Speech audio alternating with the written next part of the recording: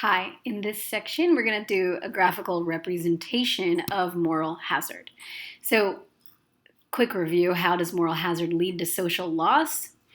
It's because it raises everybody in society's healthcare expenditures. So here's an example. Let's say that there is a person who loves to eat cheeseburgers, but is at a high risk for a heart attack. Without health insurance, that individual's cost per cheeseburger includes both the price of purchasing the cheeseburger and also the increased risk of heart attack. When you have health insurance, the cost of the cheeseburger declines because the insurer picks up at least a portion of the cost of that heart attack care.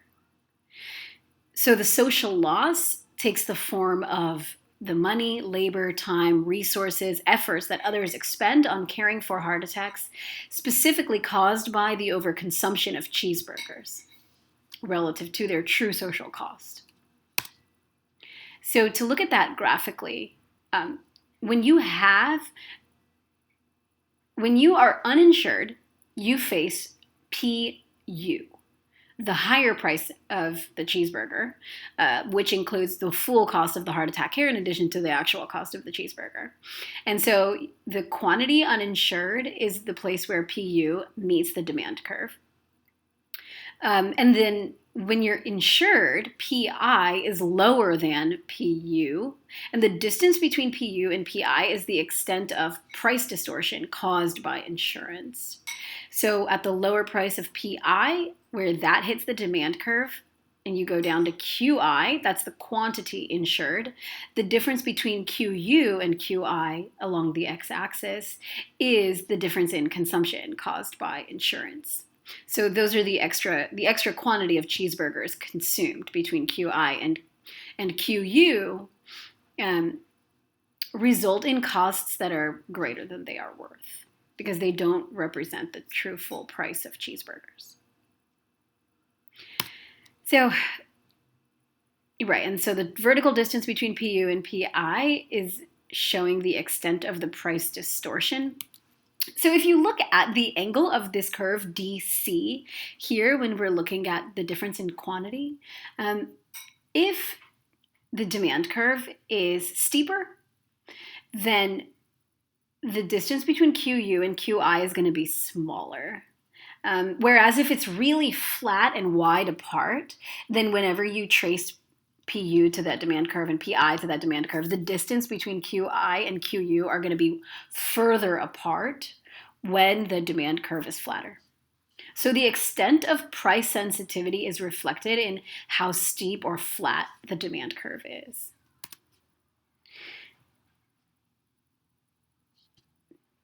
Yeah, I think that's enough. So varying the price distortion and price sensitivity. So if you look at A on the left side, the flatter that the demand curve is, there is greater price sensitivity, and there's going to be a huge social loss and a greater distance along the x-axis between the two. On the right side, with less price sensitivity, it's steeper, and the distance along the x-axis between A and B is not that far apart, so the social loss is smaller. Now, the price distortion is what's happening along the y-axis. It's the distance between PU and PI. How much of that heart attack care, essentially, your insurance is going to cover. So whenever there's a wider distance between prices, there's a greater price distortion. If there's a smaller distance in the price, there's less price distortion.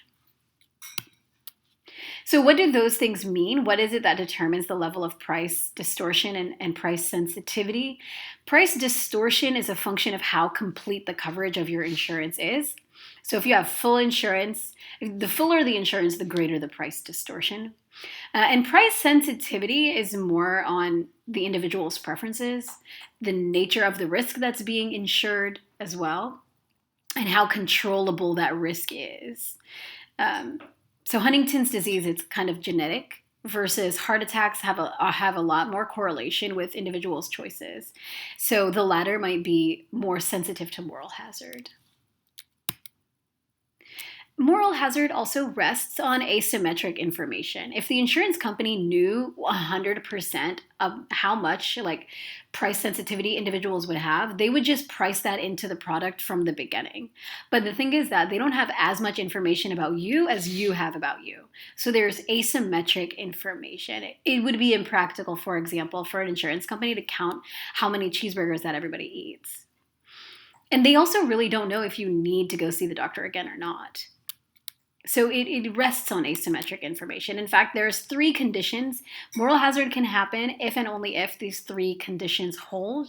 1, the cost of the risky or wasteful action to an individual is reduced. Usually this is as a consequence of insurance. 2, asymmetric information prevents the insurer from adequately pricing that action.